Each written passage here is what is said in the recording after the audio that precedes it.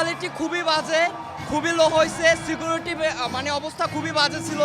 আমরা যারা at least ticket কাটতে আসছি, আমরা যে কি একটা ভোগান্তির শিকার হয়েছি বাহির থেকে প্রচণ্ড। আমার মাথায় ধরে না যে এত বড় একটা কনসার্ট কিভাবে এত লো সিকিউরিটি থাকে, তো যার ফলে আসলে প্রচুর হেনস্থার শিকার হয়েছে।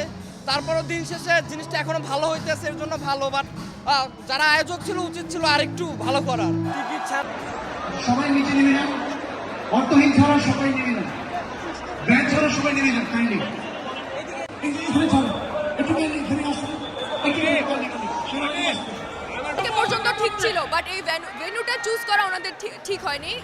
প্রথম কারণ এত ক্রাউডকে একসাথে মেনটেন করা সম্ভব না একটা ক্লোজ স্পেসে।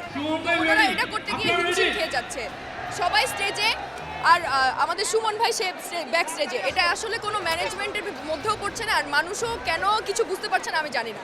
মানে খুবই হজবরল একটা অবস্থা।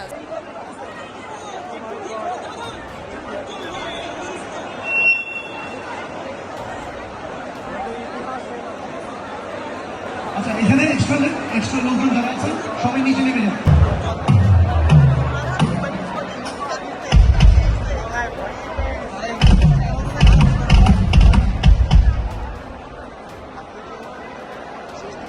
দেখতেছেন এই পরিস্থিতিতে একজন ইন্টারন্যাশনাল ব্যান্ড এখানে পালন করতে পারে না।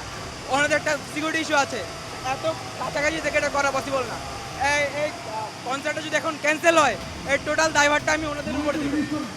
এটা ব্যান্ডেরও কোনো দোষ না, এখানে অর্গানাইজারদের কোনো দোষ না, এটা টোটালি আমাদের দোষ।